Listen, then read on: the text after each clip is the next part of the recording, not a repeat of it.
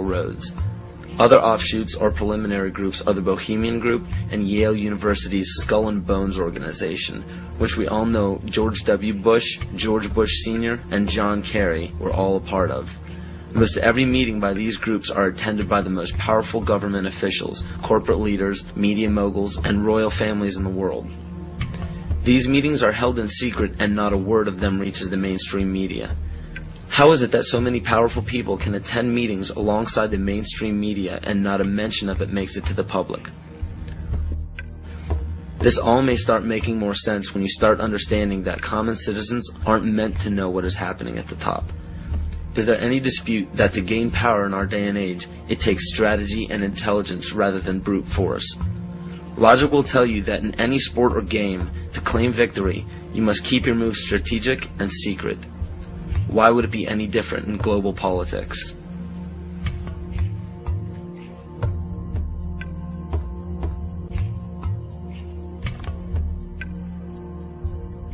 If I bring up chess master up here and ask him, what are the principles, Wojciech, and become a master of the game of chess, he'll say these four things. He'll say that you need a sense of patience. Now, if you don't have patience, don't even try to begin the game to learn it. He'll say you need a sense of timing. If you don't have a sense of timing, don't open the book. You have to have knowledge of your opponent, right? And then the fourth one that they'll tell you is that you need to have the willingness to make any and all sacrifices. Now, ladies and gentlemen, why are the dark side winning the game? It's because they've got infinite patience. They've been working on one thing for 50,000 years. I call that patience. They got a brilliant sense of timing because they know all about the astrology and the divination that we forgot, that our agricultural ancestors all knew about. Well, we're with the Julian calendar and we're not interested in any of that stuff anymore. We're slaves of the watch, but we don't know about the higher time to rule our own lives by. They have amazing knowledge of you, right? They have intense knowledge of us, their enemies. And the fourth one is the clincher, isn't it?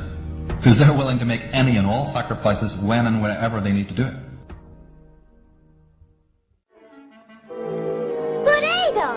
That would break our treaty. You're a good guy. Why, you hate war. You wouldn't go back on your word. Are you kidding?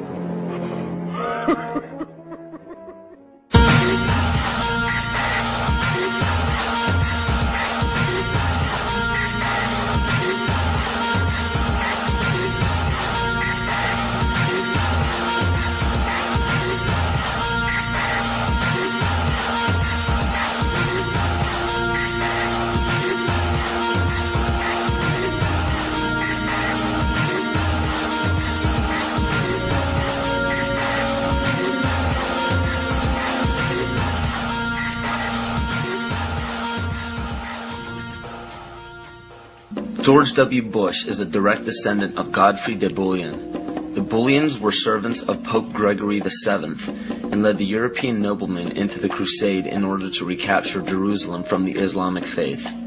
He became the first king of Jerusalem and Duke of Lower Lorraine, which was known as a major region for the bloodline linked to the Illuminati. Bush is closely related to every European monarch. He is the 13th cousin of Queen Elizabeth and Prince Charles. He also has kinship with every member of the British royal family, the House of Windsor. The House of Windsor is known for abandoning their German names after World War I due to criticism of the people. A lesser-known fact about the House of Windsor, however, is the heavy funding contribution to bring Adolf Hitler to power in the rise of World War II. The swastika is actually a symbol of the sun, referencing to the sun order of the occult. The word Nazi is actually Nazi, one of the Anunnaki children of Mother Goddess Ninharsag in the Sumerian texts. And even the word Holocaust is actually Yiddish for burn sacrifice offering. Heinrich Himmler was the commander of the SS and one of the most powerful men in Nazi Germany. Himmler was a seventh-ray occultist and was very influenced by the book Astara by George Luhns, who was an Austrian mystic. This occult book mapped out the plan for a cleansing of ethnicities and bringing about one race, and to revive the ancient tradition of the Knights Templar of the Middle Ages. The Knights Templar were a group largely killed off by the French monarchy. The remaining Templar created many Masonic orders and secret societies throughout Europe, from which the Illuminati is believed to have originated. It's important to note as well that the Bush family's ancestor, Godfrey de Bouillon, was a Holy Templar himself. To this day, every single United States president, with no exception, has a direct bloodline relation to British monarchs. And on December 20th, 1993, George Herbert Walker Bush was knighted by the Queen of England as a Knight Grand Cross of the Most Honorable Order of the Bath for his leadership in the Gulf War. Does it strike you as odd that our president, our leader, kneeled before the Queen of England in a ceremony that symbolizes allegiance? So what does this all mean? It simply means that throughout every major civilization, political power has remained in a select few bloodlines, and it is desperately held in the same manner today. It is openly admitted to the public that major leaders worldwide are part of secret fraternal orders or secret meetings. But what is not disclosed to the public is the purpose of these meetings. So let me spell this out for you. The major leaders from around the world are part of a united effort to remain in power forever. To do so, the people are lured into the trap of perpetual debt, making it impossible to be repaid by the people. So in turn, all property and assets will be repossessed by the debtor. For those of you who are unaware what it means when a government owns everything of yours, it's called socialism. All of this is part of an ultimate goal of the mystery religions. The mystery religion is the paganism we've been talking about all along. But the pagan religions known to the public today are nowhere near as involved as the mystery religion. It is much less confusing than you think. Try to imagine this practice as less of a religion and more of an ambition. The ambition is to reach enlightenment. There is no superhuman intelligence or fantasy involved in this. The gifts of God are very simple. Omnipresence. The power of one being or consciousness to be everywhere at once. Omniscience. The power of knowing everything that can be known. And omnipotence. To have unlimited power. We see all of this today. It cannot be denied.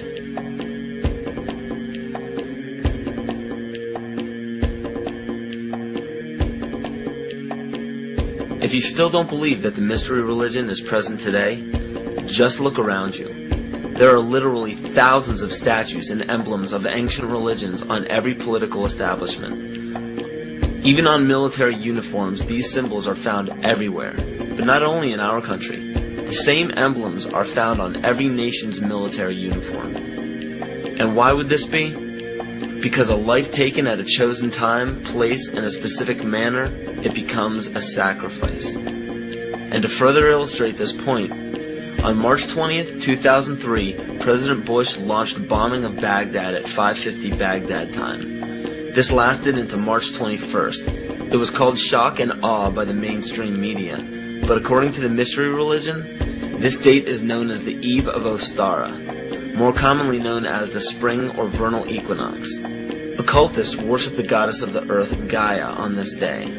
The Druids knew this date as the spring fertility rite, the day of feast. The war was promptly ended on May 1st, 2003. This date is known in the Druidic calendar as Beltane, or Walpurgis Night. It was named after Saint Walpurga, who was the pagan goddess of fertility. From March 20th to May 1st, the pagan ritual is to give blood to the earth and renew life to the goddess of fertility. What better time frame to declare a bloody war on the days of a ritual sacrifice and end it exactly when the pagan ritual ends?